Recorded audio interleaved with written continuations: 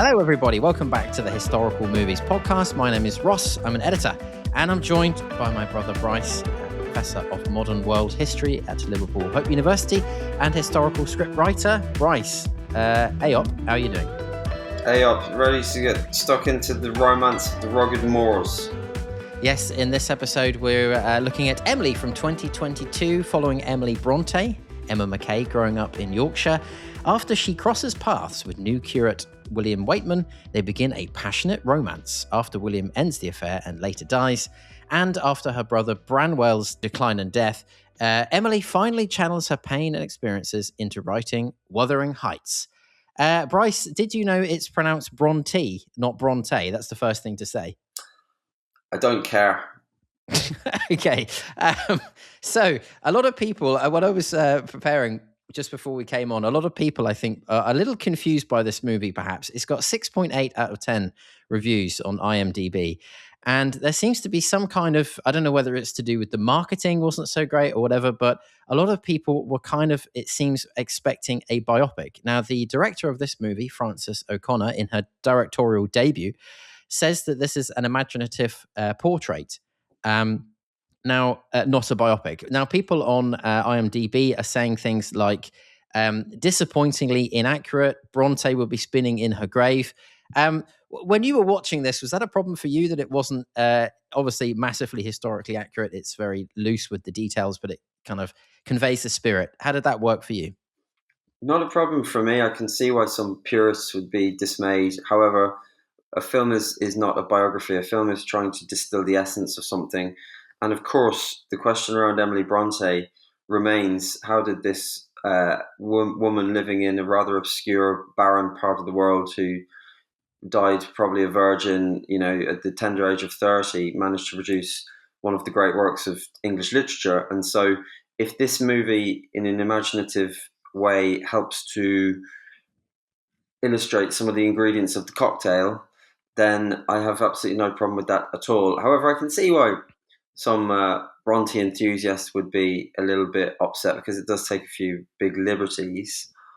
But I think Wuthering Heights is such a romantic, visceral, beautiful, rugged, unpredictable, and crazy novel, very much of its time. And in capturing that very much romantic and anti-Enlightenment spirit, I think this film does a very good job indeed.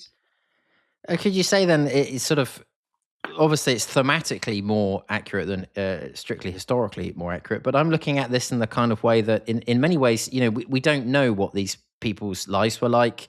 We don't know a huge amount about Emily Brontë. Before we came on, you were saying that her sister Charlotte probably destroyed a lot of her, or some of her letters, some of her writings. So actually, is it a clever thing to go for the themes and the feeling and the inspiration behind the book rather than to go for something rather dry and rather and a biopic? Well, yeah, I think so, because we know such little about Emily, and okay, some people have said that it's an unfair juxtaposition here between Emily and Charlotte in particular, but I've always personally bought that. I remember, Wuthering Heights evokes such beautiful and untamable teenage passions. And I remember reading it as a late teenager and thinking, this is absolutely wonderful. And it couldn't contrast more with the book I had read a couple of years previously, which was Charlotte Bronte's Villette, which is all about a grindingly boring, bottomed-up story of a governess in Brussels.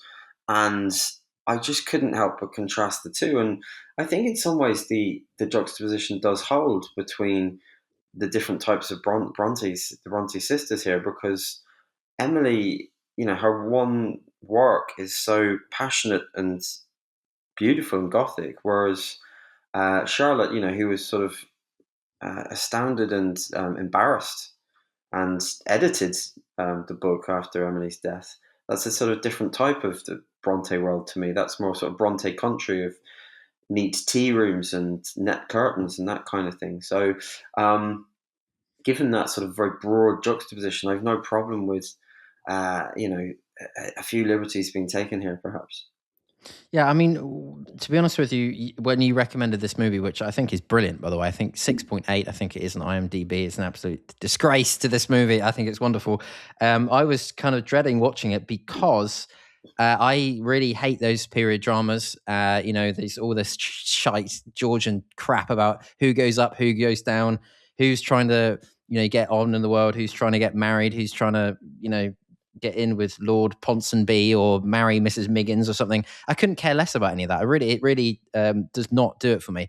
And I'm glad to say in this movie that I think there's a clever scene that very quickly dispels that kind of stuff, which is, at the beginning where one of the friends of the family, I think she's called Mrs. Nussey or something like that, Nussey or something, is climbing over a wall. Do you remember that? And all of the men are sort of helping her with a petticoat. And she's going, "Oh, I couldn't possibly jump over this 4-inch wall or whatever." And the rest of the Bronte sisters are sort of looking on, laughing at them and making fun also of the curate who has a stupidly impassioned speech at the beginning about rain.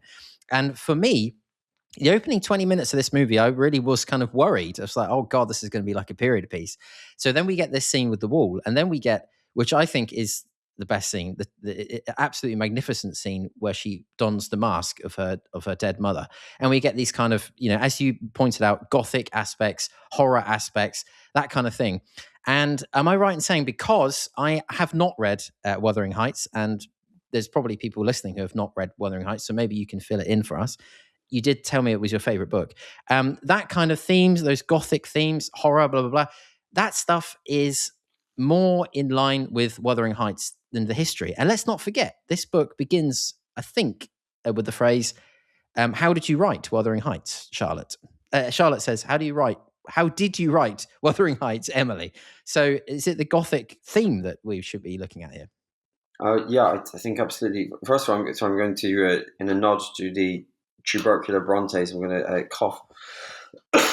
A little under the weather. Yes, but not TB, as cholera, as the Bronte sisters, and indeed their youngest sisters and brothers. Who, I mean, they all pretty much didn't last long, did they? So right, okay. What was the question? Sorry. That cough has given you concussion. No, I was talking about the themes of this movie that a lot of people, film critics have said it's brought in elements of horror and those Gothic aspects. And I'm saying, is it actually, people were disappointed it wasn't a biopic. Is it actually a better way of getting to the truth, inverted commas, of Emily's brain? Yeah. To not focus on this buttoned up kind of Georgian who goes up, who goes down stuff. Well, if I could inhabit Sue's corner for a second, please. As a great fan of Wuthering Heights, as someone who's read it multiple occasions, and for someone for whom it remains my favourite book. Yes, to come back to the original question, the question remains how it was produced by this wonderful, talented yet obscure person. Of course, I must actually step into the side of the purist here. At the end, she gets the book by Emily Brontë. Of course, it was published under the name Alice Bell, but it helped. Look, I think in some ways, one's viewing of this movie probably would be, without wanting to sound like a suit, enriched by being familiar with Wuthering Heights, because there are very many nods to Wuthering Heights in terms of, especially the scenes at the window of the big house, for example, the tortured romance theme. Again, pretty much fictional, but again, that's effectively Emily and the curate is Cathy and Heathcliff, right, from the book. The themes of, there are some themes of social climbing and all the rest in Wuthering Heights. Of course, Cathy, of course, abandons Heathcliff to social climb. She wants to social climb. That's why she marries Edgar Linton from the big house, Thrushcross Grange. And you do have to be fair. In this movie, Emily flashes of that. The notion that you've got to get on and you've got to sort of advance yourself. And so I think, yes, anyone who really enjoyed this movie, I would say go and get a copy of Wuthering Heights. It's the best book ever written in the English language, and you'll be reading it and you'll think, yes, I can see where bits and pieces of this movie come in, because it's effectively it's Wuthering Heights by proxy, effectively, Emily, the movie. You told me you went to see the modern Wuthering Heights in the cinema this weekend. I can't remember who directs that. Emerald Fennell is her name. And I went there, who herself does a lot of outrageous, quasi-pornographic class pieces about English society, and whom I don't particularly warm to as a sort of person or as a director. And I went to the cinema to watch the new Wuthering Heights, which is has been slammed by critics for being unfaithful, quasi-pornographic, outrageous, silly, all of which it is. But I was fully prepared to be outraged by the lack of faithfulness to the book. I mean, it excises about half of the book. The latter half of the book is just gone. Indeed, certain key characters are just gone.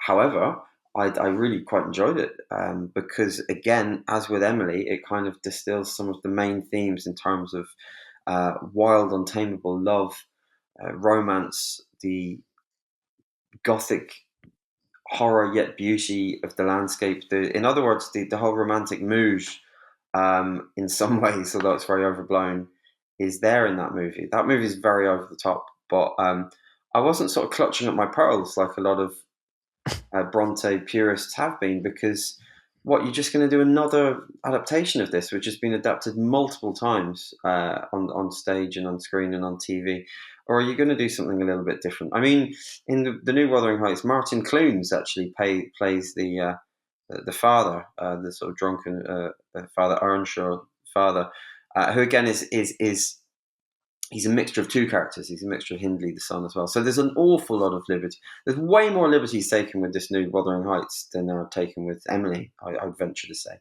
even though the central romance in Emily is probably confected as well. But I actually really enjoyed it. There's some very silly scenes. There's some sexually outrageous scenes hinting at bondage and public masturbation and all kinds of pretty wacky, dark stuff. However, I think the original Wuthering Heights, for its time, as is hinted at in this film, Emily, is so outrageous. You can see why Charlotte was so embarrassed by it, because there are hints, if you read Wuthering Heights, which are more filthy than anything that could ever come out of the mind of Emerald Fennell in 2026, with the book's hints at shades of incest and necrophilia, etc., etc. So, I mean, if we're going to be shocked, then maybe let's.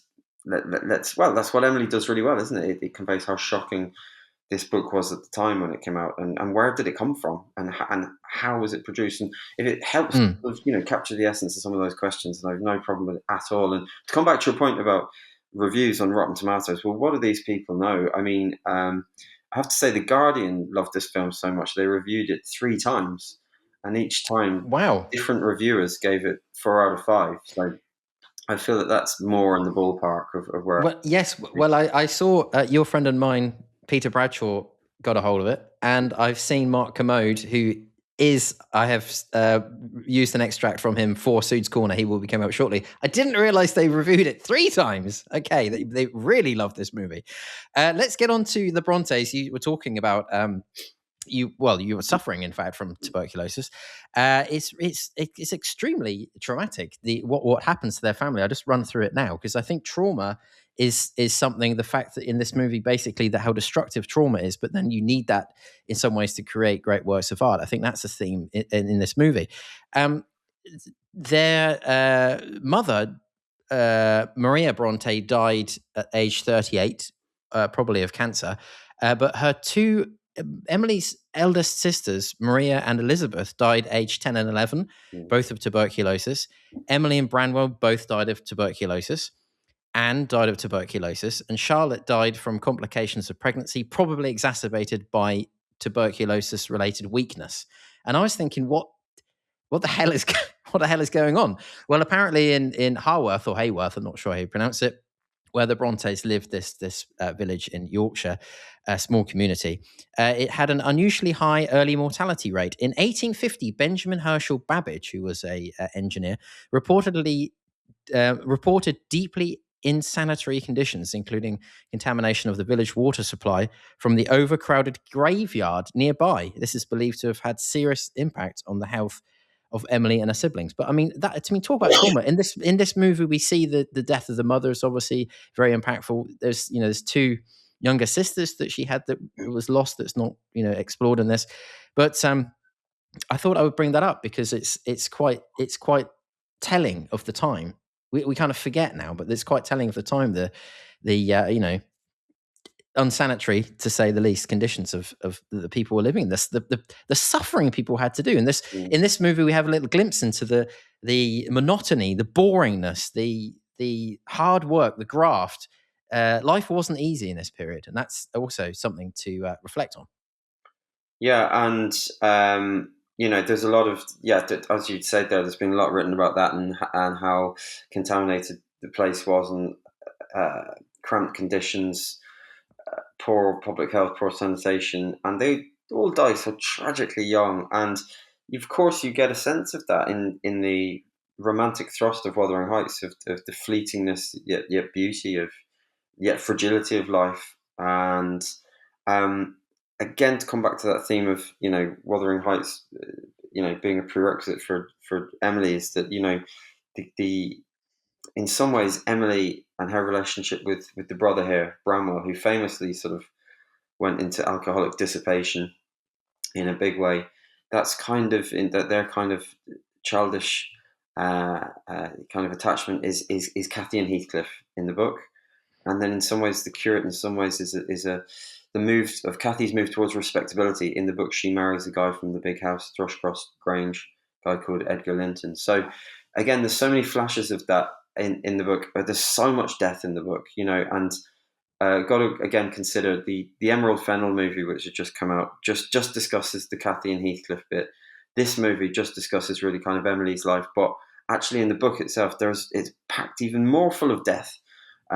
Reflecting those Gothic themes you've just mentioned, because we go in subsequently to the death of Cathy, and then into the next generation where Heathcliff, just to sort of finish the story, Heathcliff tries to sort of marry off and position his daughter and to try and gain control of the big house. And there's more death, and there's eventually his death, who just stops eating. So obsessed is he with Cathy. So there's this death is just hangs everywhere in Wuthering Heights. As you've illustrated there, which would have done in the young life of Emily Brontë. Yeah, you mentioned that basically historians believe that obviously this affair with William Weightman. William Weightman is a real person who really did die young of cholera and was a curate in Yorkshire. Historians believe that's not true at all, and they think that Emily probably died a virgin and didn't have any romantic relationships and so on. And the question is, of course, this movie asks at the beginning, how did you write Wuthering Heights? And I suppose then we've got the mix of the trauma that we see clearly in this movie. I suppose what we don't get perhaps is the imagination that these young women had growing up, that they were writing poetry basically as kids. They created their own lands and filled them with characters, and we don't see so much of that, do we?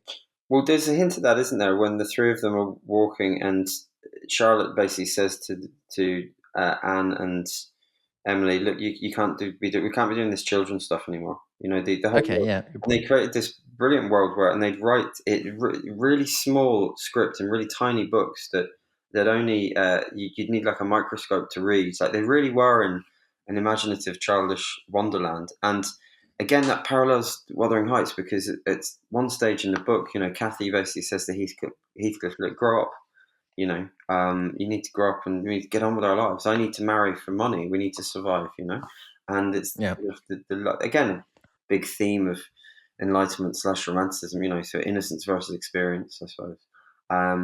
But yeah, I suppose you're right, that kind of crushing beauty yet boredom of an isolated life up there on the moors, where their only recourse perhaps was to these great stories and this great imagination. And she probably did die a virgin. I think that historians have said that if anyone did have any kind of quasi-romantic frisson with what's his name, William Weightman.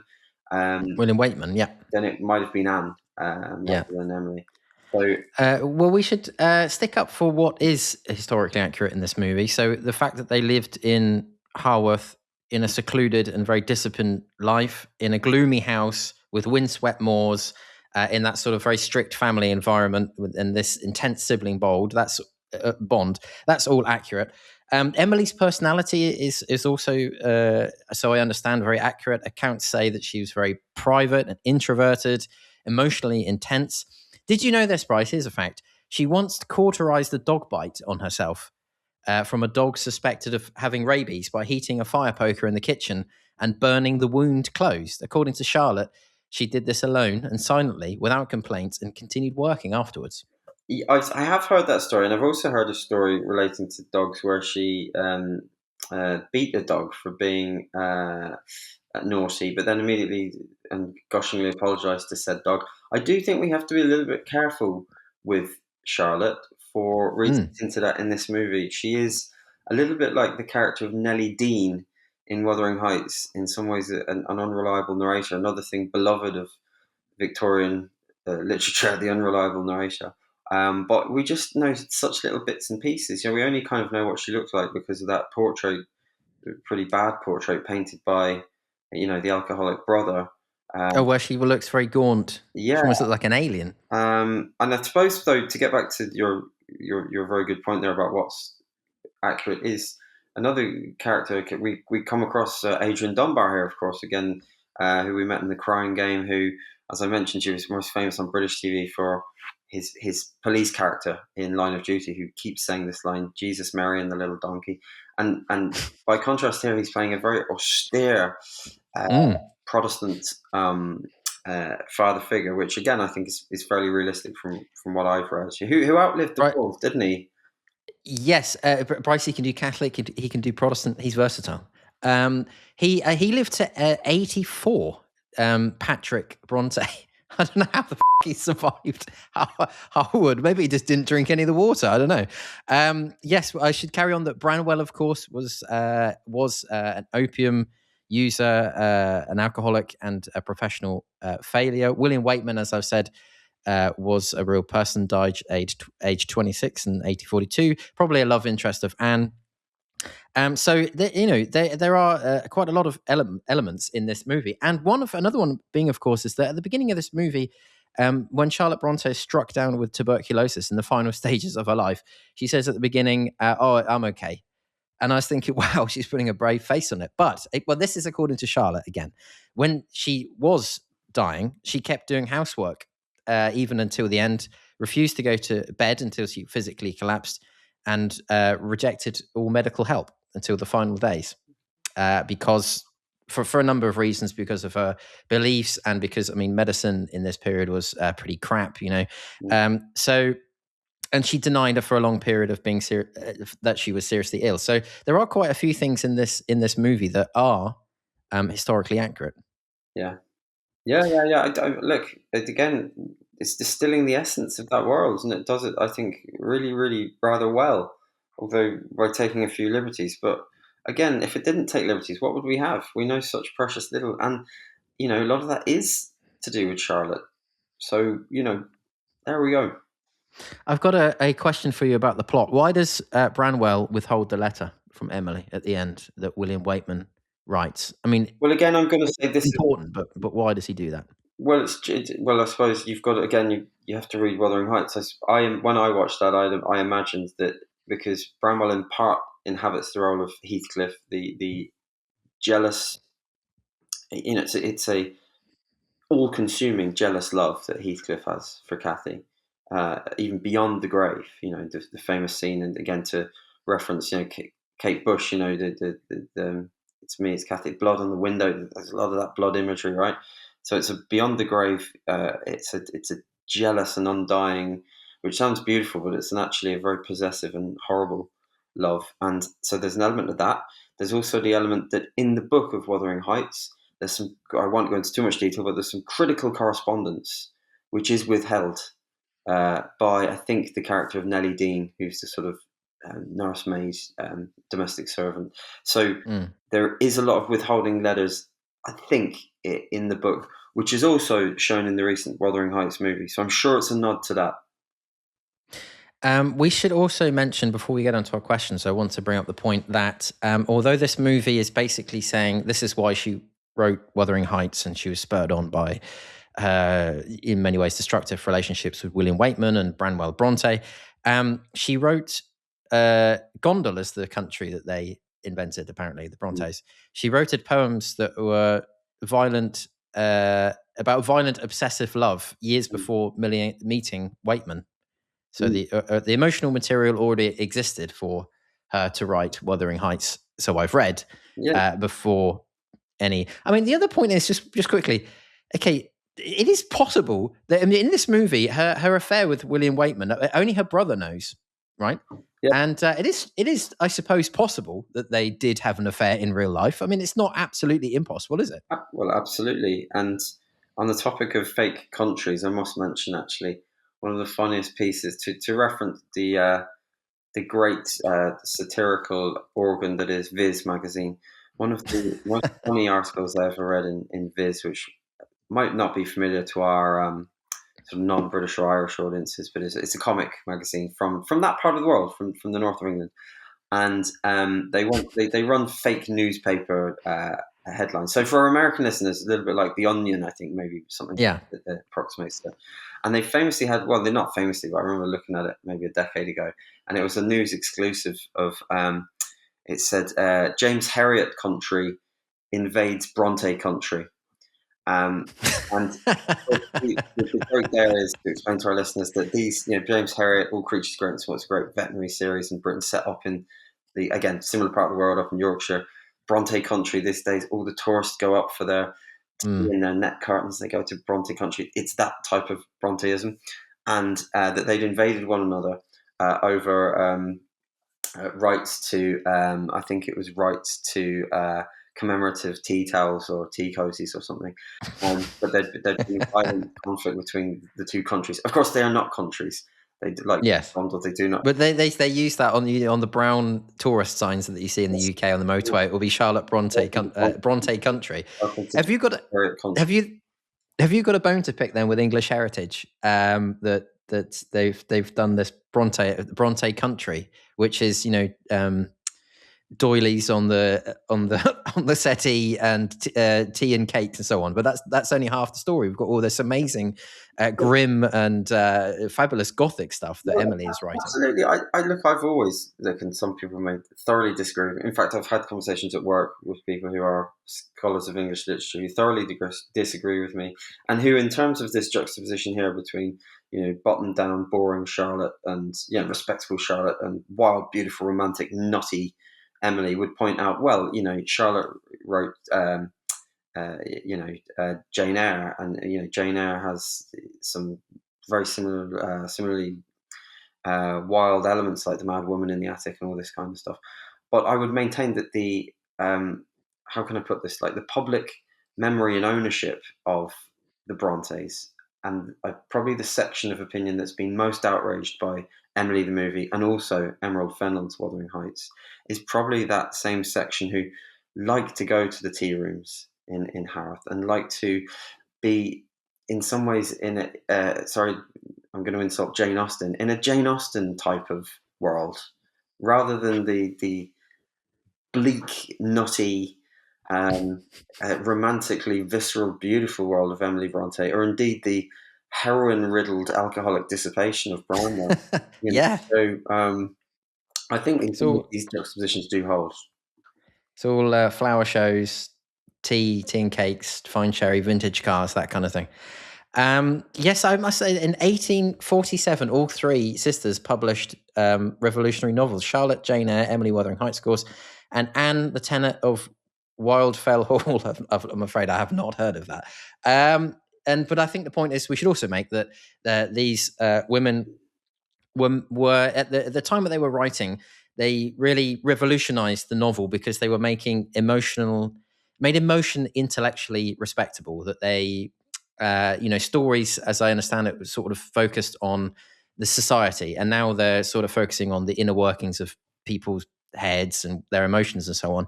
And it has that kind of psychological level to it, the Bronte. So I understand. Yeah, and that's why, to reference the book again, that's why Heathcliff is such a brutal character, but he's such a wonderful romantic anti-hero, because he just wants to live out on the moors with Cathy till their dying days. He's got no time for it's quite amazing in the book. Such is his love for Cathy, such is his jealous love for Cathy, that he actually goes away and makes his fortune and comes back so 2 or 3 years later a really rich man, not really out of any interest in social climbing or wealth, but just to piss off Kathy and just to get under the skin of Edgar Linton, who is married to her. So in some ways, it's the kind of rejection of that, heavily kind of class heavy kind of world that we get in some of this stuff, with this pure, just obsessive, beautiful, crazed love. Yeah. Let's move on, Bryce, to our questions that we ask every movie. Well, of course, we always start with an inane piece of trivia in a section I like to call. How about that? This has the French film visa number 158949. I've got a new section for you, Bryce, as well, which I like to call Tea and toast and jam. And that is the Bobby Robson Tea and Toast and Jam Award for the most underwhelming piece of food in the movie. And it has to be Emily's cake that she bakes at the end, which looks as deflated as she is. So that was the... I have to say, to be fair, she allegedly makes that cake whilst, again, a bit of a liberty here, I'm sure, whilst on heroin. Yeah, good point. I would say it's probably better than any cake I could produce in an opium days. Don't remember them cooking cake in Trainspotting. Anyway, I'll close the section with... Really, it's very simple. All we eat is tea and toast and jam. Bryce, was this movie too long or too short or just right for you? For me, I think it was pretty much the perfect length. This always reminds me of is it what fairy tale is it which asks if it's too hot, too cold, or just right? Is it the three Goldilocks? Yeah, 3 bears. Goldilocks and the 3 bears. Just right for me. Just right. About 2 hours, wasn't it? Just right. Yeah. The porridge was just right. Who is your favourite character or performance? Are you going for Emma Mackey, who gives an absolutely stellar performance? I think it has to be. I think she's just wonderful. I wasn't familiar with any of her other stuff. I think she came to prominence in Sex Education, which is not a series I've seen. But both her and Oliver Jackson Cohen, who plays William Weightman, as I understand, are fluent in French, which is why that works. Those scenes work so well. And apparently they had to put in mistakes on purpose because they can actually speak French. Yeah, well, she is Anglo-French, I think, isn't she? Yes. The lead actor, yeah. I thought Branwell, also the character was... I think the whole cast in this is really good. I can't really think of any of them. You mentioned Adrian Dunbar plays the austere father figure. That bit, I especially like the bit where she's refusing to speak French, and he says, "You shall converse" in French, which is a very fancy way of saying please speak French. I think everyone is really good. He doesn't get it when she completely tears into Charlotte for being so bloody rude and a hypocrite. There are some fabulous scenes in this movie, which brings me on to the next question. I'll come to my favourites. Did I mention my favourite scene? I think I did. But what was yours? Well, I think we mentioned it before that yours is the mask scene, which is a great scene. But I think for me, actually, I like the washing line scene between, where sort of Emily and Bramwell's, kind of relationship ends, really. And it's really kind of nicely done, Don't Look at Me. Again, loads of nods to Wuthering Heights, the book there. But here, come on, discuss the great scene, which is the mask. Yeah, I think that's absolutely fabulous. As I said, that really transformed the movie, and it happens about 20 minutes in. And I was watching this movie, and do you know what I noticed at the beginning? As an editor, I noticed that in a lot of the interior shots at the beginning of the movie, there's a lack of an establishing wide shot. I think the first time they're in the church, for example, you just see it's all in close-ups. And that's a very unusual decision, because usually in films, absolutely filmmaking 101, you start with an establishing shot, especially if it's the first time you've seen a location. And all throughout this movie, there's a few scenes where I was thinking, okay, we've not had an establishing shot again, except I think when we're outside, which I think exacerbates the beauty of the moors. And the sound design is also done like that. Like the interiors are all horribly quiet and the outside is kind of roaring and lovely. And also, one of my favorite scenes is when she starts writing Wuthering Heights at the end. Then we get a montage of all of the location shots that we've missed in the first part of the film.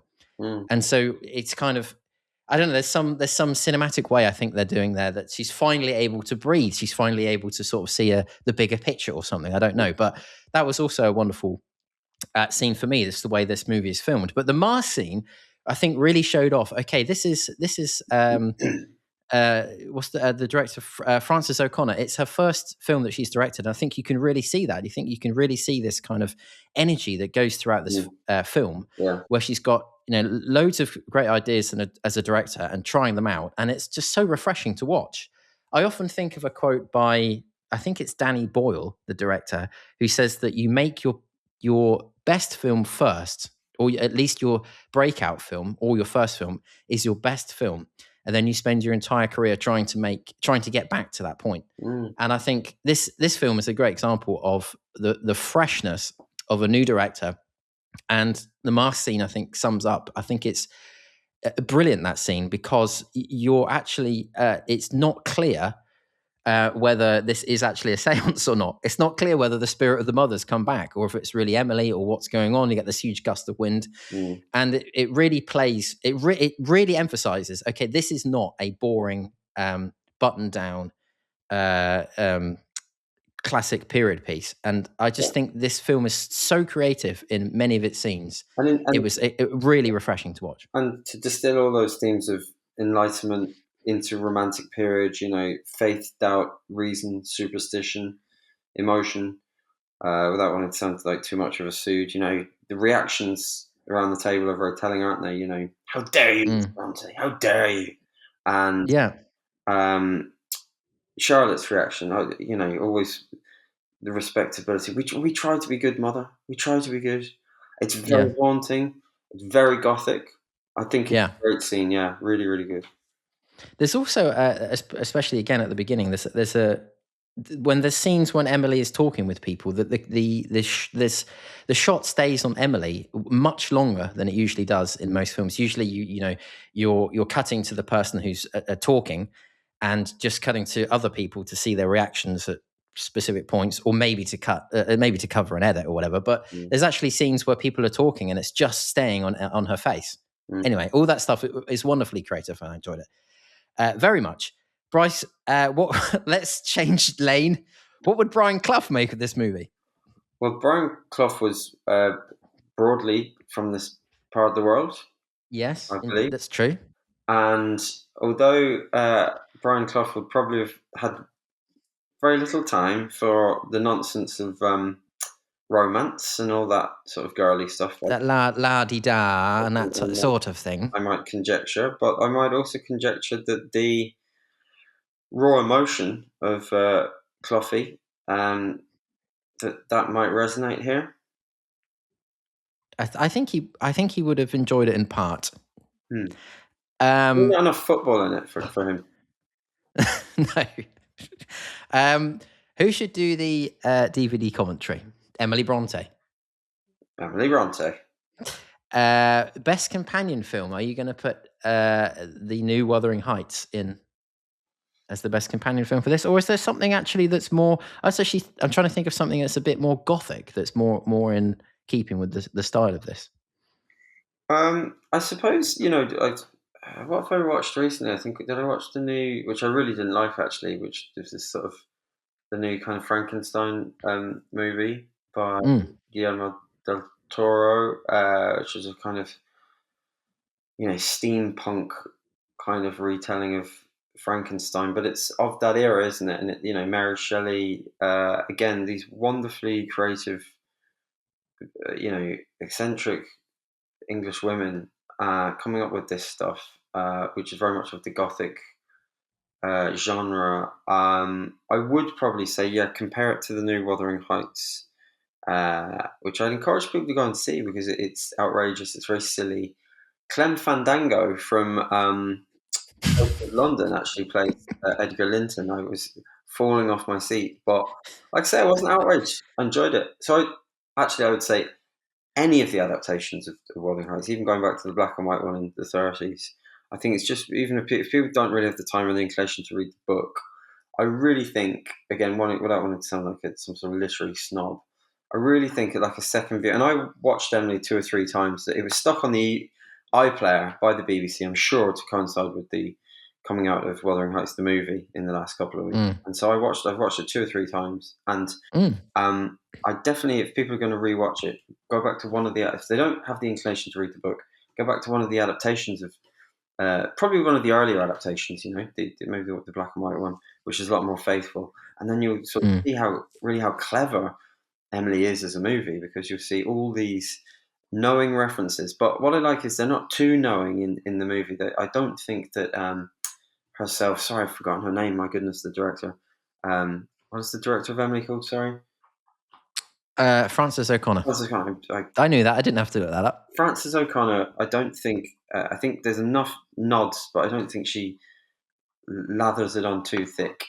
No, because you always say that's one of your pet peeves when, for example, you have like a First World War scene and then it goes, oh, who's this? Corporal Hitler, for example, like you get those kind of nods to future events. Making his poor sketches in the trenches, the failed artist, which is why he launched the Holocaust. Yeah. Yes, that and only having one ball. Yeah. Pedant's Corner, Bryce, have you got... Oh, sorry, Hall of Fame. I've got... either the Freedom in Thought tattoo, or actually, I don't actually think it's supposed to be a tattoo. I think they've just written it on their arms. Or actually, what I would put in is the elixir of opium, the little canister he's got, which I looked up. That's real?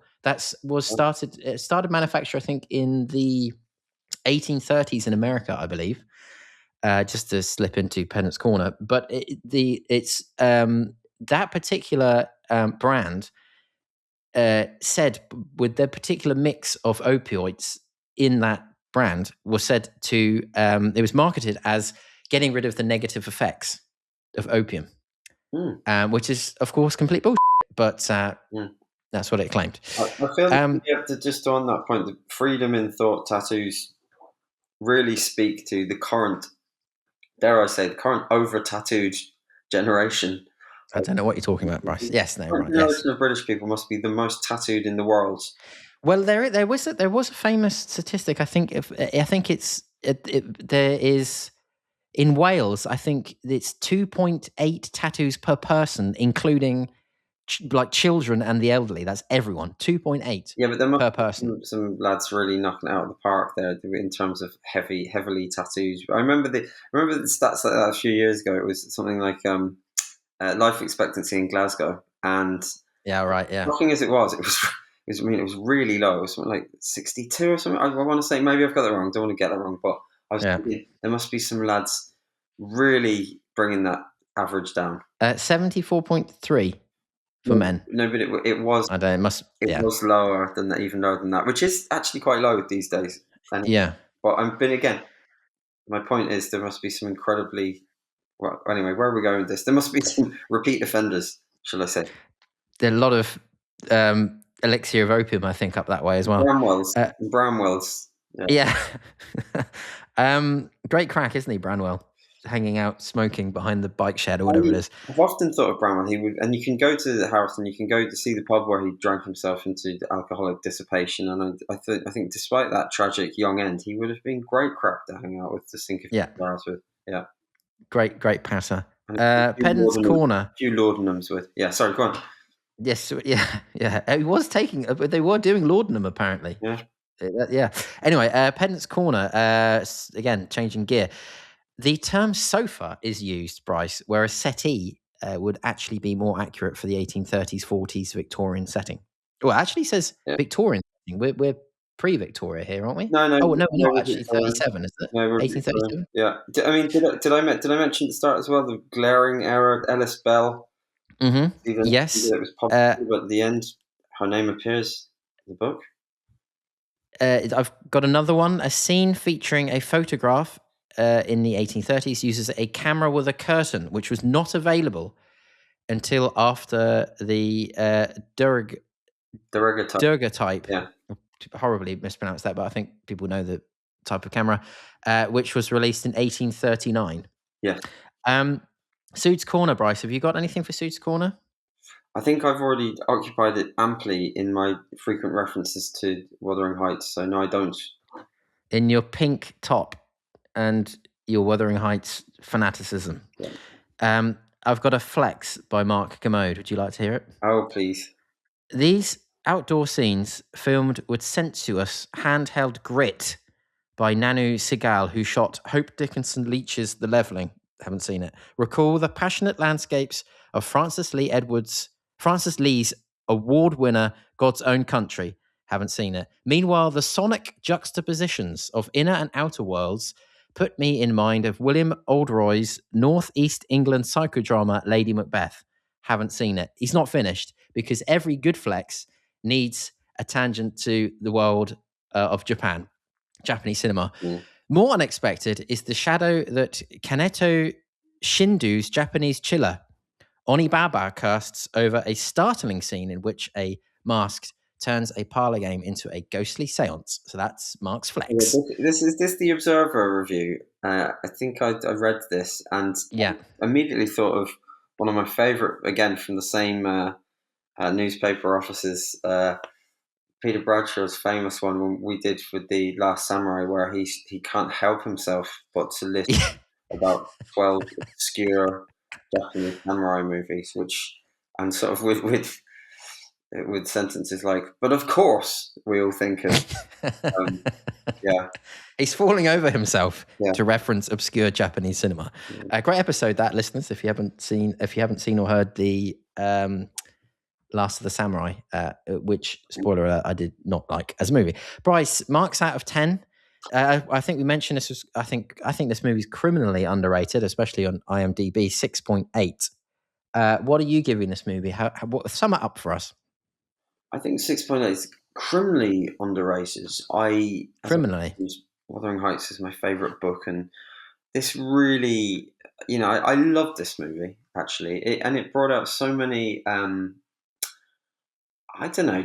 I thought it captured the essence of the book and possibly the person so well. And I watched it, and as we've often said, you catch certain movies in a certain mood, lifted my mood, and it brought me back to some sort of romantic stirrings of imagination that I probably hadn't sort of experienced since I read Wuthering Heights when I was a sort of late teenager. And so, without wanting to sound too flowery, I think I'd even exceed the Guardian/Observer consistent rating of 8 out of 10, and I'd probably go for a 9 out of 10 here. That's what I've given it. Yeah, I think your point about expectations as well is very important, because I didn't know anything about this movie before watching it.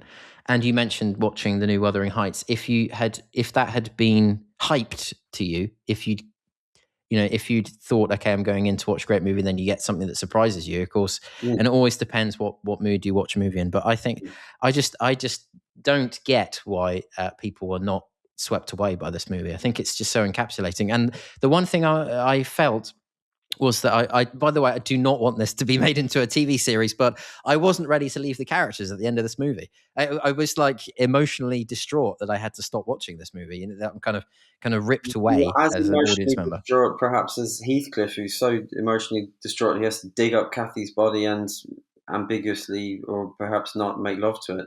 That's how distraught we felt. Really? Well, it's ambiguous, and there's a lot of ambiguities in the book.